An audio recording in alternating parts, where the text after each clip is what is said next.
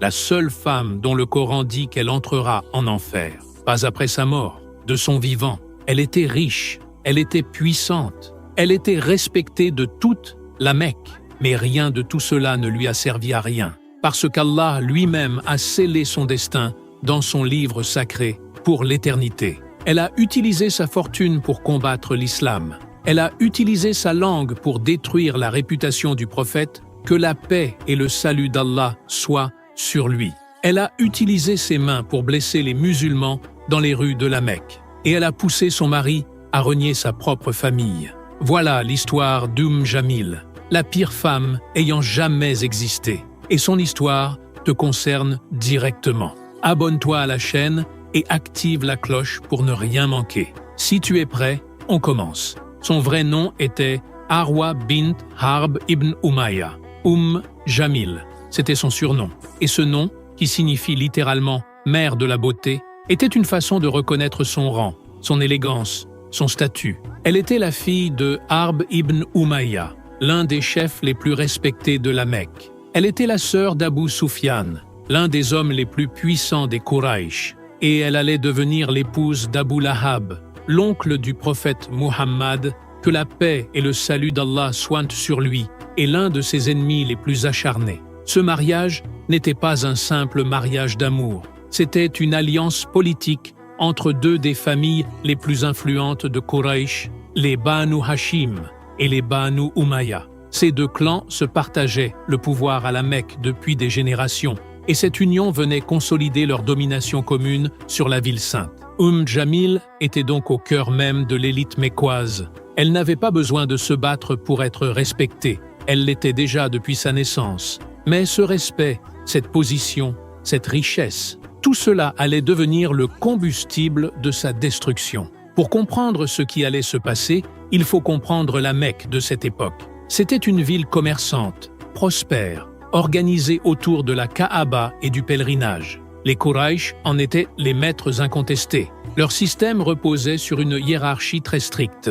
Les familles nobles au sommet, les esclaves et les pauvres en bas. Et au centre de tout cela, les idoles. Des centaines d'idoles entouraient la Kaaba. Ces idoles n'étaient pas que des objets de culte. Elles étaient un système économique, un système politique, un système de contrôle social. Les familles les plus puissantes tiraient d'immenses profits du pèlerinage. Et toute remise en question de ce système était une menace directe à leur pouvoir. C'est dans ce contexte qu'un homme, né parmi eux, connu de tous pour son honnêteté et sa droiture, va se lever et annoncer quelque chose qui va tout bouleverser. Le prophète Muhammad, que la paix et le salut d'Allah soient sur lui, avait grandi au milieu de la tribu des Quraysh. Orphelin de père avant même sa naissance, puis de mère dès son jeune âge, il avait été élevé d'abord par son grand-père Abd al-Muttalib, puis par son oncle Abu Talib. Tout le monde à la Mecque le connaissait sous le nom d'Al-Amin, le digne de confiance. Il n'avait jamais menti, il n'avait jamais trompé. Même ses ennemis les plus farouches reconnaissaient cela. Et un jour, vers l'an 610 de l'ère chrétienne, dans la grotte de Hira, aux abords de la Mecque, la révélation divine lui parvint pour la première fois. Il avait 40 ans, et le monde ne serait plus jamais le même.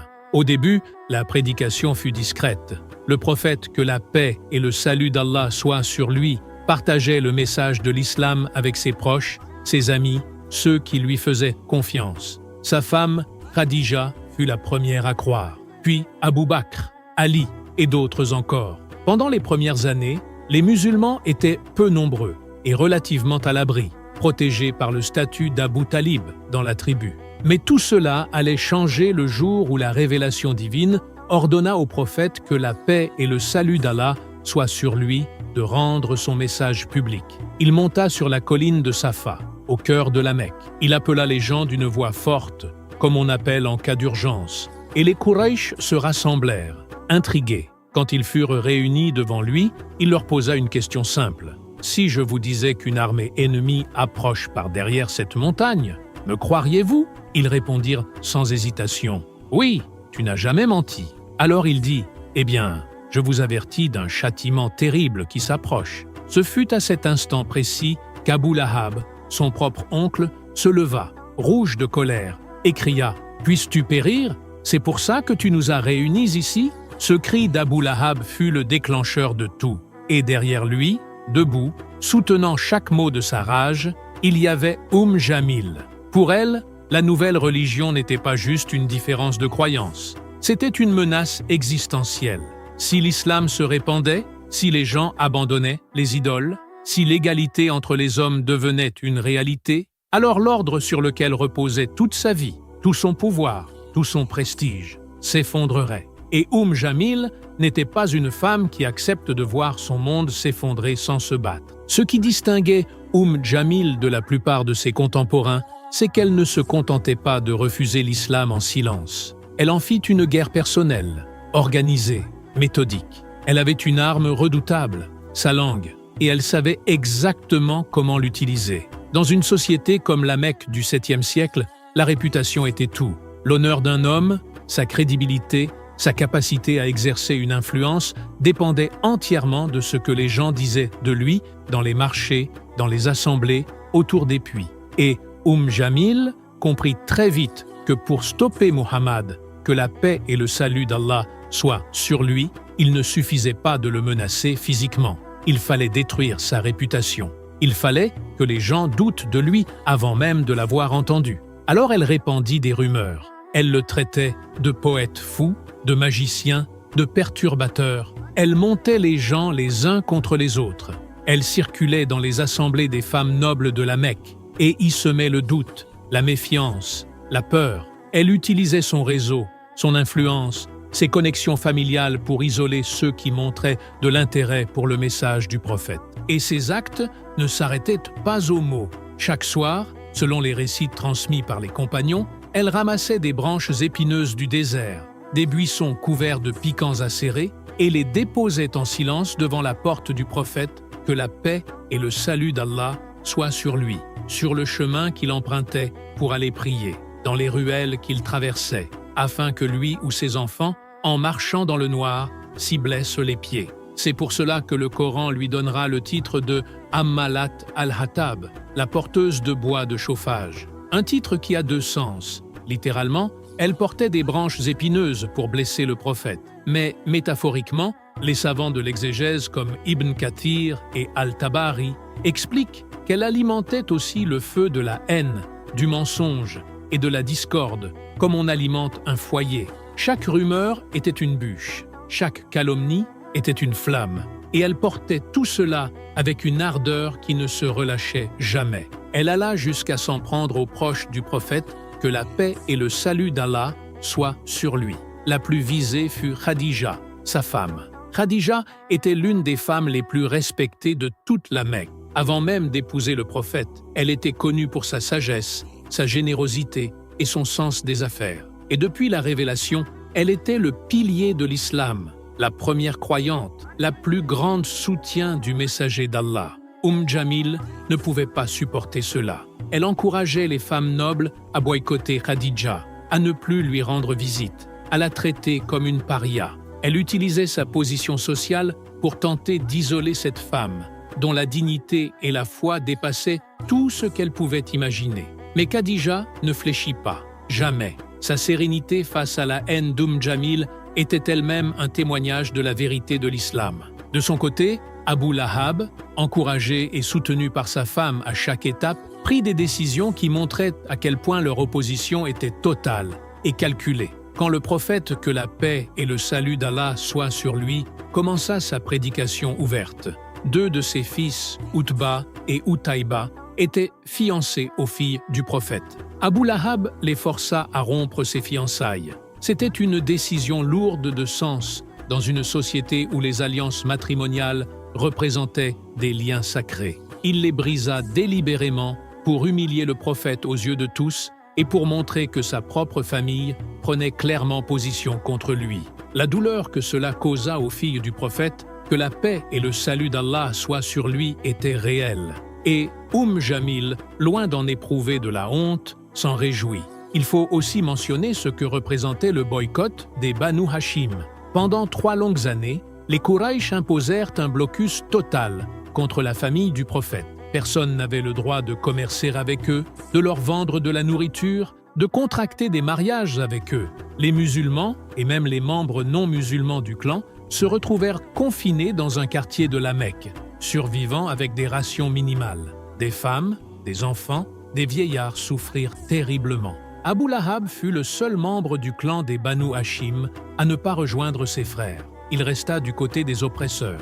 Et Jamil, sœur d'Abu Sufyan qui menait la coalition contre les musulmans, fut parmi ceux qui soutenaient ce boycott de toutes leurs forces. Et puis vint le moment qui allait sceller leur destin pour l'éternité. Un jour, le prophète, que la paix et le salut d'Allah soient sur lui, se rendit à la Kaaba pour prier. Abu Bakr Siddiq était assis à ses côtés. C'était un moment ordinaire dans la vie quotidienne des premiers musulmans, un moment de paix, de recueillement. Mais au loin, on vit arriver Jamil. Elle marchait vite, déterminée, l'air furieux, dans sa main une grosse pierre. Elle venait de recevoir la nouvelle. La sourate Al-Masad venait d'être révélée. Les paroles d'Allah lui-même, adressées à elle et à son mari, scellant leur sort, décrivant leur punition dans les termes les plus clairs qui soient. Et elle était en rage. Abu Bakr, inquiet, dit au prophète que la paix et le salut d'Allah soient sur lui. Ô messager d'Allah, elle arrive et je crains qu'elle te voie. Le prophète, que la paix et le salut d'Allah soient sur lui répondit calmement. Elle ne me verra pas. Et en effet, elle arriva, s'arrêta devant Abu Bakr et demanda d'une voix tremblante de colère: Où est ton compagnon? Où est Mudammam? Elle utilisait un surnom insultant qu'elle avait inventé pour humilier le prophète. Abu Bakr la regarda sans ciller et dit: Il est là, assis à côté de moi. Elle répondit furieuse: Tu mens, si je le trouvais, je lui écraserais la tête avec cette pierre. Il nous a insultés dans sa sourate. Puis, elle récita des vers de sa propre composition, des vers de haine et de dérision, et s'en alla. Le prophète Muhammad, que la paix et le salut d'Allah soient sur lui, était assis là, à quelques centimètres d'elle, et elle ne l'avait pas vu. Allah avait voilé sa vue. Toute sa rage, toute sa pierre, toute sa détermination, réduites à néant par une protection invisible. C'est un des miracles rapportés par Asma bint Abu Bakr, qui a transmis ce récit de la manière la plus détaillée. Et le verset du Coran cité pour expliquer ce prodige est celui de la sourate Al-Isra. Quand tu récites le Coran, nous mettons entre toi et ceux qui ne croient pas en l'au-delà un voile imperceptible. Revenons sur la sourate Al-Masad elle-même, parce que son caractère miraculeux mérite qu'on s'y arrête. Cette sourate de 5 versets fut révélée au tout début de la prédication publique du prophète, que la paix et le salut d'Allah soient sur lui. Elle proclamait, dans le Coran qui serait préservé jusqu'au jour du jugement, qu'Abu Lahab mourrait en état de mécréance et irait en enfer, et Jamil serait sa compagne de châtiment. Or, réfléchis à ce que cela implique. Abu Lahab était encore vivant, Jamil était encore vivante. Ils allaient en vivre encore plusieurs années après cette révélation. Pendant toutes ces années, il aurait suffi à l'un d'eux de prononcer la shahada, même hypocritement, même pour mettre en défaut la parole divine, pour tenter de prouver que le Coran se trompait. Ils ne l'ont pas fait, ni l'un ni l'autre, malgré leur intelligence, malgré leur haine du prophète, malgré toutes les raisons qu'ils auraient pu avoir de tenter ce coup-là. Allah avait déjà scellé leur cœur, et cette sourate est restée vraie. Elle sera récitée jusqu'à la fin des temps comme preuve que la parole d'Allah ne peut pas être contredite. Il y a aussi dans cette sourate un détail d'une ironie divine bouleversante que l'on ne peut pas passer sous silence. Le Coran dit Jamil aura autour du cou une corde de fibres de palmier. Le mot arabe utilisé pour cou dans ce verset est jid. Ce mot ne désigne pas n'importe quel cou. Dans la poésie arabe classique, le mot jid évoquait spécifiquement le cou d'une femme ornée de bijoux précieux. C'était un terme associé à la beauté féminine et à la parure. Or, Jamil portait effectivement un collier magnifique, d'une grande valeur. Et selon le récit transmis par les savants, lorsque le prophète, que la paix et le salut d'Allah soient sur lui, reçut la révélation, elle aurait déclaré publiquement qu'elle dépenserait ce collier pour combattre Muhammad, que la paix et le salut d'Allah soient sur lui. Elle en avait fait l'instrument de sa guerre contre l'islam. Et Allah lui répondit: Sur ce cou que tu es si fier d'orner, dans l'au-delà, tu porteras non pas un collier d'or, mais une corde de fibres rugueuses.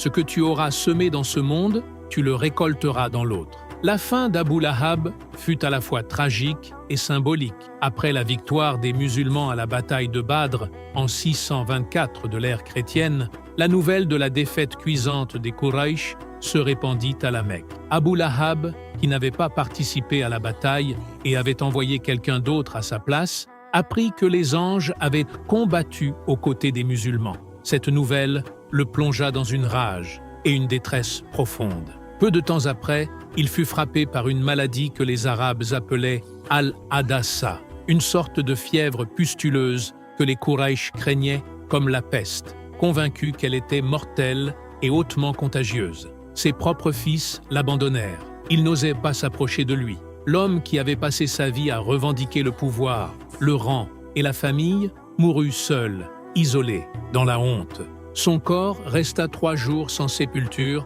parce que personne ne voulait le toucher. Quand l'odeur devint insupportable, ses fils furent contraints d'agir. Certaines versions rapportent qu'ils versèrent de l'eau sur lui de loin, sans le toucher. D'autres disent qu'ils payèrent des inconnus pour s'en occuper. Son corps fut transporté hors de la Mecque et enterré à côté d'un mur, recouvert de pierres jetées de loin. Selon Ibn Battuta, des générations plus tard, les passants jetaient encore des pierres en direction de sa tombe. Voilà la fin de l'homme qui avait tout pour lui. La richesse, le nom, la tribu, le rang, et qui avait tout mis au service de la haine. Quant à Jamil, son destin final après la mort de son mari nous est moins détaillé dans les sources historiques, ce qui est en lui-même révélateur. Celle qui avait dominé les assemblées de la Mecque, celle qui influençait les femmes nobles, celle dont le nom circulait dans toutes les conversations, disparut dans l'anonymat et la disgrâce. Elle mourut sans avoir embrassé l'islam,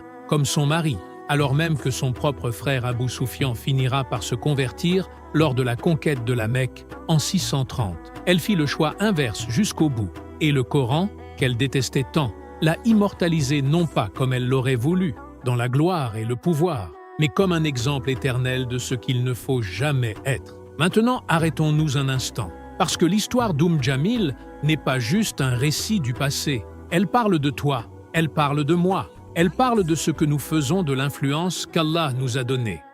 Jamil avait des capacités réelles. Elle était intelligente, elle était organisée, elle savait parler, convaincre, influencer. Elle avait du réseau, du pouvoir, des ressources, et elle a mis tout cela au service de la destruction, de la calomnie, du mensonge, de la haine contre ce qui était juste, et cela non pas par ignorance, mais en pleine connaissance de cause. Elle savait qui était Muhammad, que la paix et le salut d'Allah soient sur lui. Elle avait grandi dans la même ville que lui. Elle savait qu'il n'avait jamais menti. La haine qu'elle lui portait n'était pas fondée sur une vérité qu'elle aurait détenue. Elle était fondée sur la peur de perdre son pouvoir. Combien de fois, dans nos vies, laissons-nous la peur de perdre notre confort, notre statut, notre position nous pousser à combattre ce qui est juste?